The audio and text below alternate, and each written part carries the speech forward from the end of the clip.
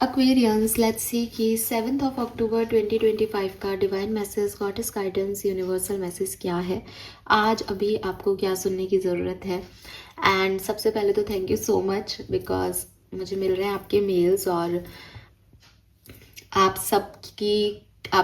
सबने ट्राई करा होगा डिवाइन डेक को, और डेफिनेटली वो आपके लिए बिल्कुल सही सटीक बता रहा है। सो I am so happy.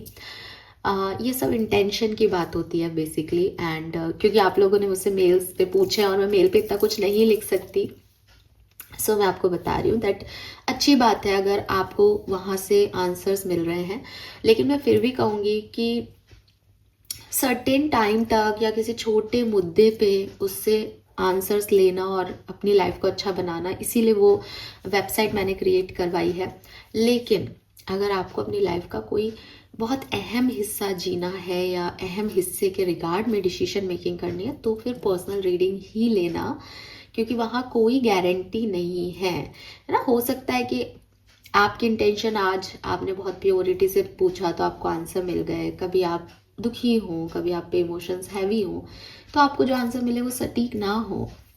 So I am not saying कि वहाँ मत पूछो, वहाँ पूछो, बनाया ही आपके लिए गया है। लेकिन बड़ी डिसीजन या लाइफ के अहम डिसीजंस जो हैं वो आप पर्सनल रीडिंग लेके ले, अदरवाइज अपनी कैलकुलेशन के हिसाब से ले। उस पे मतलब फेथ आपका भगवान पे होना चाहिए, किसी इंसान की बनाई वेबसाइट पे नहीं, चाहे वो इंसान मैं ही क्यों ना हूँ। सिंपल सी चीज़ है।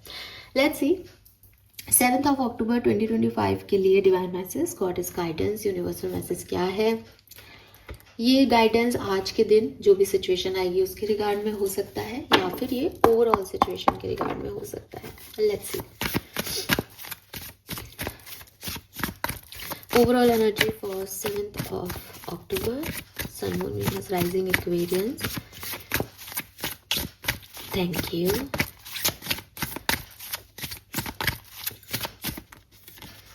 वी गॉट 2 कार्ड्स, बट मैं लूंगी ये। So we have Neptune, vision. Okay. मुझे लगता है एक्वेरियस की आपको कहा जा रहा है कि क्योंकि बॉटम में यहाँ पाइसेस की एनर्जी है, तो मैं इस कार्ड से भी, इस कार्ड को भी थोड़ा सा कंसिडर कर रही हूँ। यू नो व्हाट एक्वेरियस, आपको यूनिवर्स कह रहे हैं कि आज का दिन कैसा है। तो आज का दिन आपका अच्छा है, लेकिन आपको थोड़ा ब्रॉड पॉइंट ऑफ व्यू से चीज़ों को देखना होगा। लॉन्ग टर्म का सोच के आपको काम करने होंगे। अगर आप एक अच्छा पॉजिटिव और सटीक एनालिसिस नहीं लेके काम करते हो, तो फिर आपके लिए गड़बड़ हो सकती है। स्पेशली मुझे लगता है आपके दिल के मामलों में, जिन चीज़ों से आप बहुत इमोशनली अटैच्ड हो ना, वहाँ पे एक लॉन्ग टर्म व्यू के लिए काम करो। ये मत सोचो कि मुझे आज क्या मिल जाएगा इस सिचुएशन से, ये सोचो कि मुझे भविष्य में सिचुएशन से क्या मिल सकता है, मैं इस सिचुएशन को कैसे अपने लिए एक परफेक्ट सिचुएशन बना सकता हूँ। एंड एक बिग पिक्चर देखना हर एक सिचुएशन की आपके लिए आज बहुत ज़रूरी रहेगा। हो सकता है कि कुछ सिचुएशंस आपकी आज की ऐसी हों जो आपको ऊपरी तौर पे बहुत अच्छी लगे, बट उनका लॉन्ग टर्म में शायद इतना महत्व ना रहे। आप सोचोगे कि हाँ यार ये अच्छा तो लग रहा है। फॉर एग्जाम्पल, एक छोटू सा एग्जाम्पल ले लेते हैं कि यार घर में बहुत सारा खाना आ गया, ठीक है, और बहुत ही जो आपको पिज़्ज़ा, पास्ता और ये सब कुछ आ गया, एंड आप डाइट पे हो। अब आप अगर ये सोच के देखोगे कि यार है खाना, अपन तो खा लेते हैं, लेकिन आप अगर ये नहीं सोचोगे कि यार मैंने पिछले 1 महीने में 2 किलो वेट कम किया है, अब अगर मैंने इसको खा लिया तो अब अगले 2 महीने और लग जाएंगे, इस 2 महीने में मेरे घर में शादी भी आएगी, दिवाली भी आएगी, तो फिर मैं गलत कर रहा हूँ, तब तक आप सही डिसीजन नहीं ले पाओगे। आप उसको खाओगे और फिर आप आज तो खुश होगे, लेकिन आपको ऐसा लग सकता है कि यार शिट, मैंने क्यों कर लिया ये काम, ये तो लॉन्ग टर्म में हो ही नहीं दे रहा मुझे कमिटमेंट। तो ये चीज़ें जो है वो होंगी। और मैंने तो खाने का एग्जाम्पल लिया है, लेकिन ये है कुछ सेंसिटिव मुद्दा, इतना इतना नॉर्मल मुद्दा नहीं है। मतलब वजन भी लोगों के लिए सेंसिटिव मुद्दा होता है, मैं ये नहीं कह रही कि वजन बढ़ना इज नॉर्मल मुद्दा, लेकिन ये कुछ एक्सट्रीम सेंसिटिविटी का मुद्दा हो सकता है, तो थोड़ा सा संभालें। बाकी दिन ठीक है, है ना, दिन में कोई खराबी नहीं है, बस इट्स लाइक कि थोड़ा विजनरी होके काम करोगे तो आपके लिए अच्छा रहेगा। और मेरे ख्याल से ये कार्ड यहाँ है तो आप विजनरी होके काम करोगे भी, ठीक है। मेरे कर्मा क्या होने चाहिए, नंबर 8 की एनर्जी है यहाँ पे, 26 से। तो मेरे कर्मा क्या होने चाहिए, ये कर्म मुझे आगे चल के क्या देंगे, मैं किसके लिए सही बोल रहा हूँ, किसके लिए गलत कर रहा हूँ, ये सब चीज़ें आपको नाप तोल के एक्शन लेना चाहिए। Let's see, guidance is flexible, again same message है यार, हाँ कमाल, ग्रेट। आज लूंगी मैं इस डेक से कार्ड आपके लिए, thank you. Guidance for Aquarius, 7th of October. All right.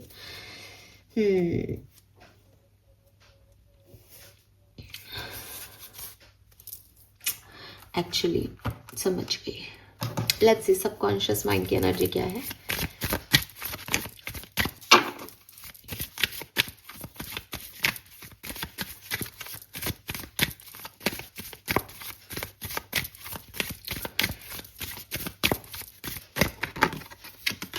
Hidden desire, yes. So basically ना एक्वेरियस, बेसिकली ये पूरी कहानी एक ही बात कह रही है और मैं आपको 3 मिनट 4 मिनट के अंदर ये पूरी कहानी बता देती हूँ। ये अलग अलग कार्ड है ही नहीं, ये कहानी है पूरी आज जिस तरह से मैसेज मिल रहा है।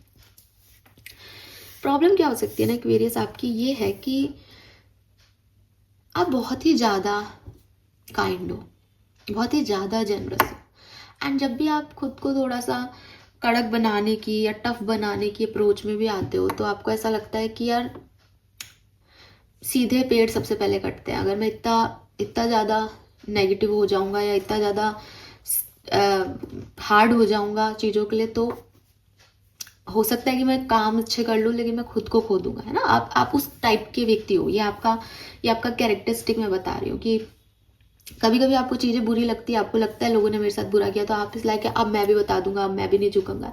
बट जब आप ऐसे होते हो तो 1-2 बार में आपको ये फील हो जाता है, because you are very sensitive being, ठीक है। इसीलिए पाइसेस का कार्ड है वहाँ पे, सेंसिटिविटी बहुत ज़्यादा है। लोगों के किए का बहुत जल्दी बुरा मान जाते हो और खुद को भी बहुत जल्दी क्रिटिसाइज करते हो कि अरे मैंने ऐसा कर दिया, आप बुरा नहीं कर सकते because you are a kind soul, जो मुझे सुन रहे हो। एंड इस कश्मकश में ना आपकी पूरी लाइफ में जो करना है वो आप नहीं करते हो और जो करते हो वो फिर आप उससे खुश नहीं रहते हो, बिकॉज आपको लगता है कि अरे अगर मैं उस समय माफ़ कर देता या थोड़ा सा एडजस्ट कर लेता तो चीज़ें ठीक हो जाती। ये आपकी प्रॉब्लम है। अब यूनिवर्स आपको बेसिकली क्या कह रहे हैं कि ये आपकी नहीं, ये दुनिया में हर एक अच्छे इंसान की, अच्छी आत्मा की प्रॉब्लम है, ठीक है। क्योंकि वो समझ ही नहीं पा रहा कि इस कहानी में, इस यूनिवर्स में कैसे रहते हैं। अब यहाँ पे क्या होता है ना एक्वेरियस, सबसे इम्पॉर्टेंट समझना आपको ये है यूनिवर्स की तरफ से कि बेटा इस पूरे यूनिवर्स में मैंने सही गलत नहीं बनाया। यूनिवर्स ने आपको परमात्मा का एक अंश लेके आपको पृथ्वी पे छोड़ दिया।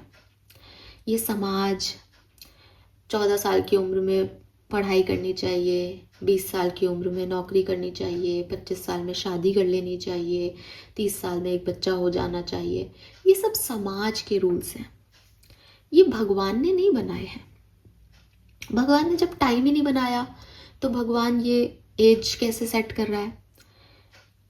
अब क्योंकि समाज ने आपको ये रूल दे दिए तो साइंस ने भी यही तरक्की की। साइंस ने भी ऐसे ही बोला कि आपके ओवा जो है वो फर्टिलाइज ही नहीं हो पाएंगे, क्योंकि उन्होंने कहा कि भाई आपका तो जो है वो ओवरी जो है वो हार्मोनल डिसबैलेंस में चली जाती है 40 साल के बाद। लेकिन आप देखेंगे कि आज भी 42 ईयर्स में भी लोग प्रेग्नेंट हो रहे हैं, बच्चे पैदा कर रहे हैं। जितनी भी एक्ट्रेसेस हैं सब ने 40+ पे अपने बच्चों को पैदा किया और उनके बच्चे काफ़ी हेल्दी हैं।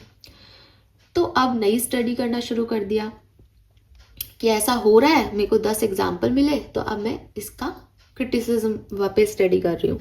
तो साइंटिस्ट ने इसका अपोजिट करना शुरू कर दिया कि नहीं भाई, टीनेजर्स को भी पीसीओडी हो जाता है, इसका मतलब एज का कोई लेना देना नहीं है, ये तो आपकी हैबिट्स और उन पे डिपेंड कर रहा है, आपकी लाइफ स्टाइल पे डिपेंड कर रहा है, आप क्या कर रहे हो। आजकल लोग 50 साल में भी 50 साल के नहीं दिखते, यंग दिखते हैं, तो वो झुर्रियों वाला मैटर और ये सब भी ख़त्म हो गया। फिर फिलॉसफी ने एक नया कानून रख दिया कि अगर आप बहुत ज़्यादा 40-50 साल में किसी को पसंद करोगे तो साहब वो शादी आपकी चलेगी नहीं, क्योंकि एडजस्टमेंट की उम्र जो है वो 14-15 साल होती है। आप देखोगे कि टीनेजर्स तो अपने घर में भी एडजस्ट नहीं कर पाते अपने माँ बाप के साथ, तो ये कहानी भी ख़त्म हो गई। इसका मतलब ये सब आपके और मेरे बनाए हुए सिचुएशन है, जिस पे दो लोगों को जब 10 लोग एक जैसे दिख जाते हैं, वो रिसर्च करके आपको दिए जा रहा है, आप उसको पढ़ रहे हो और उसी बात को मान रहे हो।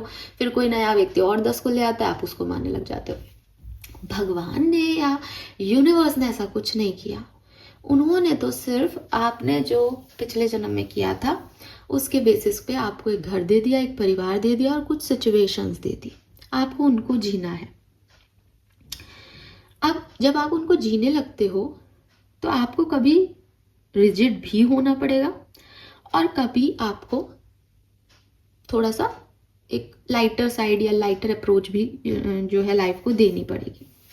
अब किस में रिजिड हो और किस में लाइटर हो, ये समस्या तो यूनिवर्स कह रहे हैं कि जो तुम्हारा तुम कहते हो ना कि मेरे एंसेस्टर्स, तो तुम इस पूरी सृष्टि का जो एंसेस्टर सिस्टम है वो है ट्रीज। पहले पेड़ आए, ठीक है। ये पेड़ जो होते हैं ना, ये आपको एक बहुत अच्छी चीज़ सिखा सकते हैं। क्या सिखा सकते हैं कि जब पेड़ हवा चलती है, तूफान आते हैं, बहुत तेज हवा चलती है, तो पेड़ की सारी पत्तियां घूम के उस हवा की तरफ चली जाती है ना। लेकिन पेड़ अपनी जगह से नहीं हिलता, यानी रूट्स वहीं रहती हैं, सिर्फ पत्तियां मूव कर जाती हैं। आज के ज़माने में आप इसे मैनिपुलेशन कह सकते हो। कुछ लोग इसको कहेंगे अच्छा फिर ये तो झूठ हुआ। झूठ नहीं है, लेकिन इसे गो विद द फ्लो जाना कहते हैं यूनिवर्सल लैंग्वेज में। अगर आज सब लोग जो है वो एक बात कह रहे हैं तो मैं अपनी रूट्स नहीं तोड़ूंगी। मैं ये नहीं कहूँगी कि तुम सही कह रहे हो, है ना, लेकिन मैं तुमसे लड़ूंगी नहीं। क्यों नहीं लड़ूंगी? क्योंकि मुझे पता है कि मैं अभी जीत नहीं सकती, लेकिन मैं तुम्हारा साथ भी नहीं दे सकती अभी। क्यों? क्योंकि मुझे पता है मेरे सच क्या है। तो मैंने अपनी रूट्स रखी, लेकिन अगर सब हवा ही इस तरफ की है तो मैं तुम आंधियों से नहीं टकराऊंगी। मुझे पता है मेरी टहनियाँ टूट जाएंगी अपोजिट, क्योंकि इतना प्रेशर से हवा चल रही है। ये होते हैं एडजस्टमेंट्स करना, ठीक है। इसको कहते हैं कि मैंने अपना हार्ट और माइंड ओपन अप किया हुआ है। हो सकता है कि मेरी बातें या सिचुएशन वाइज मैं गलत हूँ, तो मैं अभी इस बात में कुछ नहीं बोल रही। जब मुझे इसके पक्ष के लोग मिलेंगे, मैं 1 से 2 होंगी, या मेरे को लगेगा कि हाँ यार मैं 100% सही हूँ और मेरे पास कोई मुद्दा होगा रखने का, तब मैं ये बात रखूंगी। लेकिन अभी के लिए मैं अपना हार्ट एंड माइंड ओपन रखती हूँ कि हो सकता है तुम सही हो, क्योंकि बेसिकली सही गलत कुछ नहीं है, बस मेरा पॉइंट ऑफ व्यू ये है। तो मैंने अपनी रूट्स भी नहीं तोड़ी, प्लस मैं आपके साथ भी पूरी तरीके से नहीं हूँ, मैं अपने स्टैंड पे खड़ी हूँ। ये होता है लाइफ की किसी ऐसी सिचुएशन को टैकल करना जहां आप अनश्योर हो या जहां आपको समझ नहीं आए कि क्या करना है ना। नेक्स्ट इसमें एक और चीज आती है जो कि आपका ड्रैगन का कार्ड बता रहा है।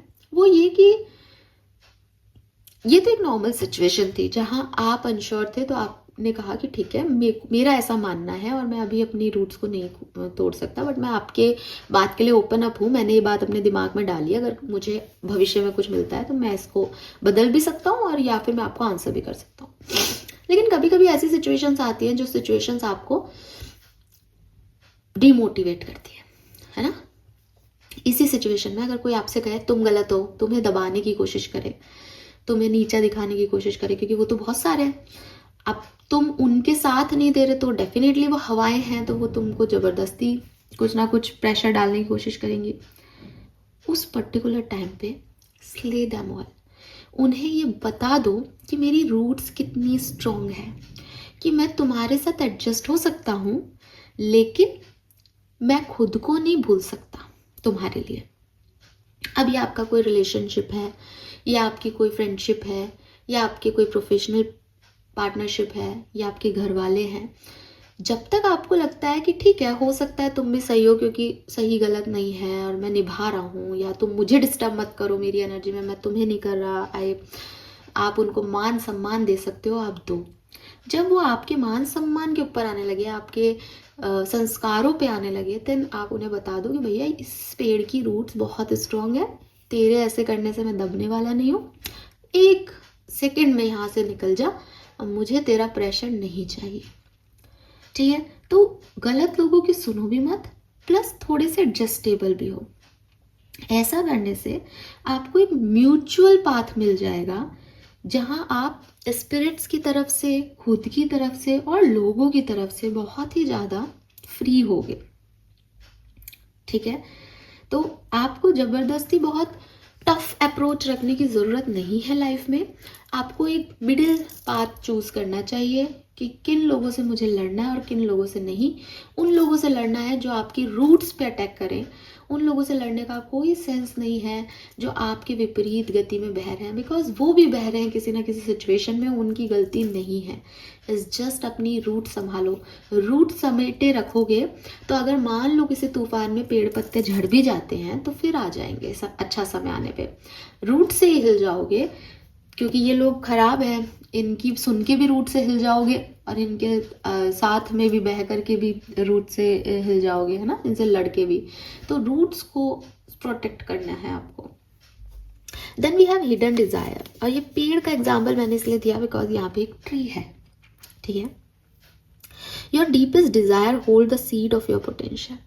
अब क्या है कि मुझे क्या करना है, ये तो लोगों की बात हो गई ना, चारों तरफ लोग ही लोग हैं, लोगों की बात कर ली। आपको सिर्फ अपना विजन क्लियर रखना है। ठीक है, इसीलिए यहाँ विजन का कार्ड है कि आपको ये पता होना चाहिए दैट मैं क्या चाहता हूँ अपने लिए। अगर ये व्यक्ति कोई रिलेशनशिप है, पार्टनरशिप है आपके लिए, एंड दे लव यू, और वो आपको आपके साथ एडजस्ट कर रहा है, देन डेफिनेटली आप भी एडजस्ट करो because you also love them, है ना। अगर ये ऐसे लोग हैं जो आपको पसंद नहीं करते, आपको अनवांटेड फील करा रहे हैं, तो आप अपनी रूट्स को संभालो, बिकॉज हो सकता है ये आपकी डिज़ायर हो, लेकिन ये किसी भी तरीके से आपको एक लाइफ को जीने के लिए एक पोटेंशियल नहीं दे रहा है, तो ये आपके लिए अच्छा नहीं है। सीड्स भी किस मिट्टी में बोने हैं, किस तरह के बोने हैं, ये आपको पता होना चाहिए। तो फुलफिलमेंट की तरफ आप किस डायरेक्शन को लेके बढ़ सकते हो, आपकी वो अप्रोच होनी चाहिए। लोग कैसा बिहेव कर रहे हैं वो आपकी अप्रोच नहीं होनी चाहिए, आप क्या चाहते हो वो आपकी अप्रोच होनी चाहिए। Fine, so this is all for you Aquarius. Hope ये आपसे रेजोनेट होगा। नंबर्स की अगर मैं बात करती हूँ तो मुझे यहाँ नंबर 1, नंबर 2, नंबर 6, नंबर 8 की एनर्जी दिखती है। ठीक है, and colour of the day is green colour. मुझे लगता है पैरेट ग्रीन कलर या सी ग्रीन कलर आपके लिए बहुत सिग्निफिकेंट होगा आज के दिन। So this is all for you. Thank you so much मुझे सुनने के लिए। चैनल को लाइक और सब्सक्राइब कीजिएगा। Bye bye.